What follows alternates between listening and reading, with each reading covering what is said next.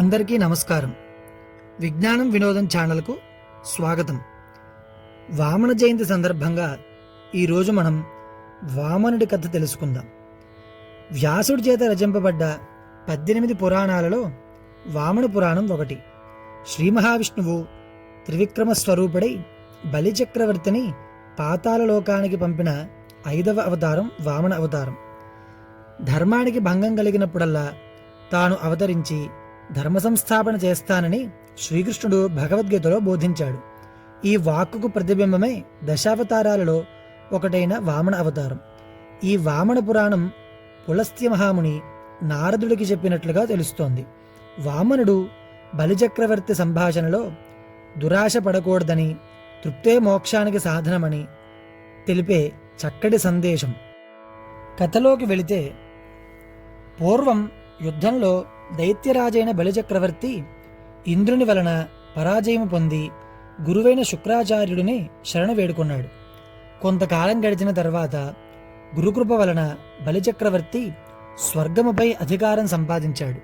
దీంతో అధికార విహీనుడైన ఇంద్రుడు అదితీదేవిని శరణు కోరాడు. ఇంద్రుడి పరిస్థితిని చూసిన అదితీదేవి దుఃఖించి వ్రతానుష్ఠానం చేసింది. వ్రతం చివరి రోజున భగవానుడు ప్రత్యక్షమయ్యి, దేవి, చింతించకు, నేను నీకు పుత్రునిగా జన్మించి ఇంద్రునికి చిన్న తమ్ముడుగా ఉండి శుభము కలిగిస్తాను అని చెప్పి అదృశ్యమయ్యాడు భగవానుడు. కొంతకాలానికి అతిథి గర్భంలో భగవానుడు వామన రూపంలో జన్మించాడు. భగవంతుడిని పుత్రునిగా పొందిన అతిథికి అంతులేని సంతోషం కలిగింది.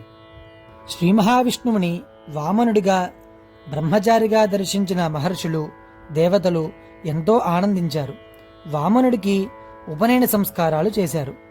ఇది ఇలా ఉండగా, ఒకసారి బలిచక్రవర్తి భృగుగచ్చము అను చోట అశ్వమేధ యజ్ఞం చేస్తున్నాడని వామన భగవానుడు విని అక్కడికి వెళ్ళాడు. బ్రహ్మతేజస్సు, దివ్య యశస్సులతో వెలిగే వటుడైన వామనుడు దండాన్ని, గొడుగుని, కమండలాన్ని ధరించి, దర్భతో చేసిన మొళత్రాడుని, యజ్ఞోపవీతాన్ని ధరించి, శరీరముపై మృగచర్మము, శిరస్సున జడలో ధరించిన వామనుడు బ్రాహ్మణ రూపమున యజ్ఞమండపంలోకి ప్రవేశించాడు. అలాంటి మాయామయ బ్రహ్మచారి బ్రాహ్మణ రూపాన్ని చూసిన బలిచక్రవర్తికి ఆనందం కలిగింది. వామనుడికి ఉత్తమ ఆసనాన్ని చూపి సకల మర్యాదలు చేసి పూజించాడు. ఆ తరువాత బలిచక్రవర్తి వామనుడిని ఏదైనా కోరుకోమని అడిగాడు.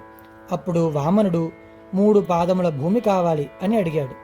శుక్రాచార్యుడు బలిచక్రవర్తికి గురువు.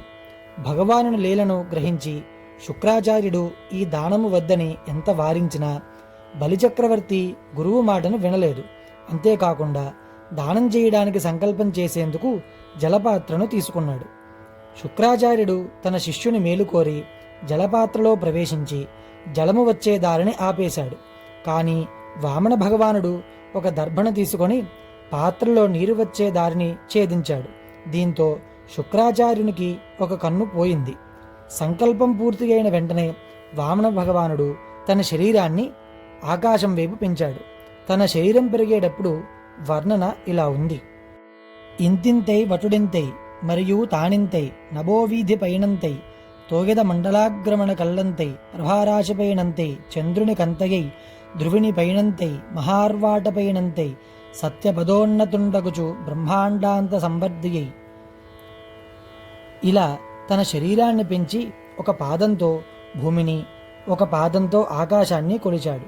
3వ అడుగు ఎక్కడా అని వామనుడు అడగగా బలిచక్రవర్తి తన శిరస్సును చూపించాడు. అప్పుడు వామనుడు తన శిరస్సుని భూమిలోకి తొక్కేశాడు. బలిచక్రవర్తి భక్తికి మెచ్చిన వామనుడు సుతలలోక రాజ్యాన్ని ఇచ్చాడు. ఇంద్రునికి తన పదవి తనకు అప్పగించాడు.